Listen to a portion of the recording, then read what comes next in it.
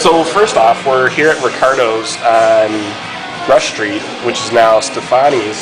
Is it Stefani's or Stefani's? Yeah.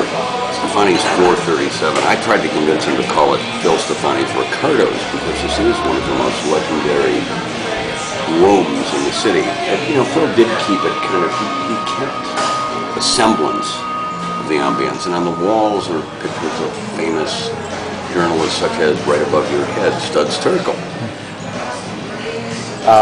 Well, that sort of leads into this question exactly, which is, can you tell us why this place is important to you?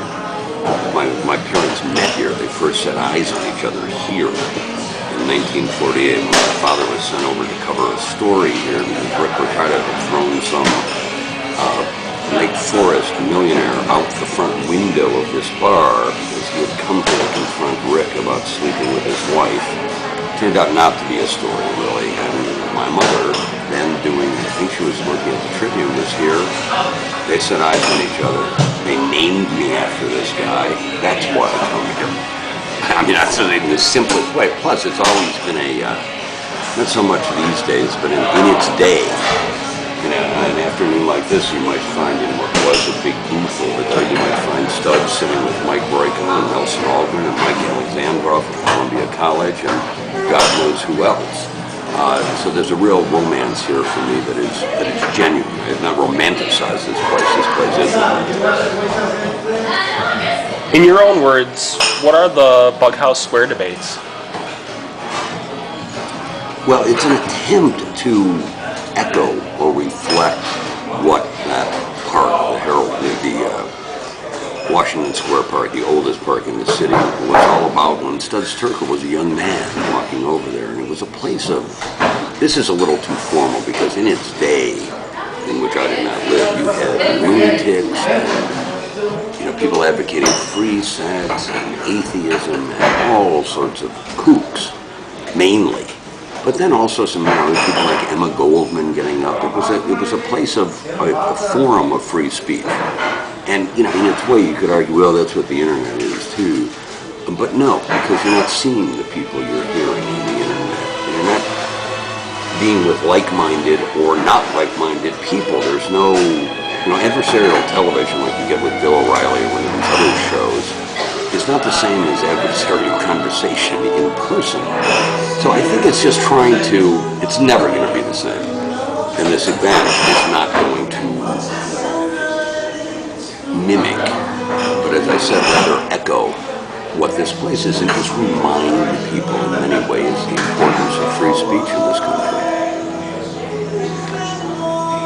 What is your earliest memory of the Bughouse Square debates? I don't have one, honest to God. By the time I was a teenager, Bughouse Square had sort of gotten pretty seedy around the edges. It was a place of homosexual liaisons and huge drug activity. And then, I'm not even sure when, but the people at the Newberry, I think, just decided to kind of resurrect this and got the Freedom Museum involved. And so my real memory of the Bughouse debates were about maybe 10 years ago, and my mother and Studs convinced me to go over and see what was going on. I spent the whole time hanging out with my mother and Studs, who were great friends. And I thought it was fun. I'm continually amazed that it does not attract more people. That's been a great, great disappointment to me that there aren't a ton of people coming to do it. And I probably think, I'm not tied to any of these organizations, they could be a bit more provocative in the lineup this year is good. There's some very interesting people talking. You know, and I'm not, maybe they should have someone standing up there talking about the joys of sex with animals or something.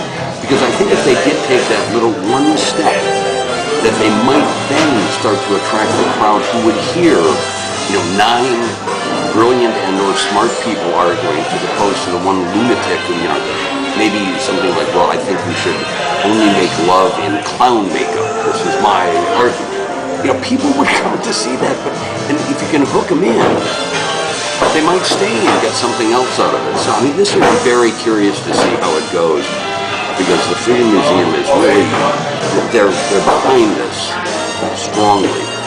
And I think there's a problem with if it's taken too seriously, nobody wants to go there and hear only because that's not the legacy of Bughouse Square. Any kook in the world can get up on a soapbox talking about the joys of eating iron filings or something, you know. And I think that would go a long way. I mean, it's hooked on the Newberry Book Fair, which is a great fair, but I'll be able to tell you more after Saturday. Have you emceed this event before? Never. And I'm honored to do it because Studs was, for many years, the MC of this thing. I couldn't make it last year. That's when I knew that Studs was kind of on the downward slope. And Studs never missed events such as this that he'd been tied to for a long time. So it's kind of an honor for me, and I assume I haven't written anything. You know, I get up there and I would assume or I anticipate that my so-called MC speech will be about Studs and his legacy in this event. It's wonderful the joy and art of listening to the so-called ordinary people, because there is poetry, but it may be something completely different. I don't know. You sort of alluded to this next question, which is, why did you decide to MC this year? They asked me. It's that simple. I don't volunteer much. I mean, I think they asked me with all humility simply because my new Studs. He was the guy, the famous story now, Dad and I've told it a million times. Studs' dad came to the hospital to take his great friend, my dad, out for a drink the night I was born. So technically I really have, and you say, people say, oh, I've known Studs for a while. I'm like, I really have, and did know him all my life. Because I think it was just, for me, I just saw it as another opportunity to memorialize Studs. I mean, there have been a number of memorials, some you've seen, but it's just another chance to remind people of Studs. And maybe if I'm up there and do a good enough job, someone will walk into the book fair and buy The Good War, or buy Division Street, or buy one of his books. And that's why I did, to again honor him. And I don't want to overdo it with Studs, but this is a different kind of venue. And it's this is a place that really did form his character, and the people he saw there, and the dialogue he saw there, and very important for Studs and his career. Right. Studs passed away last year and had his ashes spread at Bughouse Square this year. Why do you think that was his wish? Well, because I do think this was this cauldron where he was a sickly kid. His brothers died very young.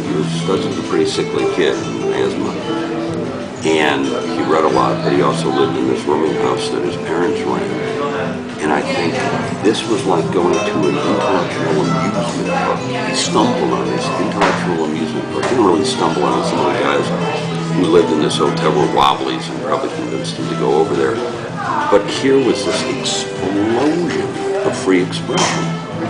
And I think it would be like a narcotic for any kid. You know, in the ways that, video games are narcotics for kids. It's something you've never seen before. And you can really, I think you really can get hooked on this. And I think Studs did. And he got hooked on talking. He got hooked on, what passed for in the day, what this was. It was performance art. The best of these people who stood up there were performance artists, much like Mark Smith, who invented the poetry slams of performance artists. Perhaps not as articulate and artful as Mark, but that's what they were. It was like, circus, amusement park, cockeyed university. I cannot even imagine how cool that would be for a youngster to stumble on.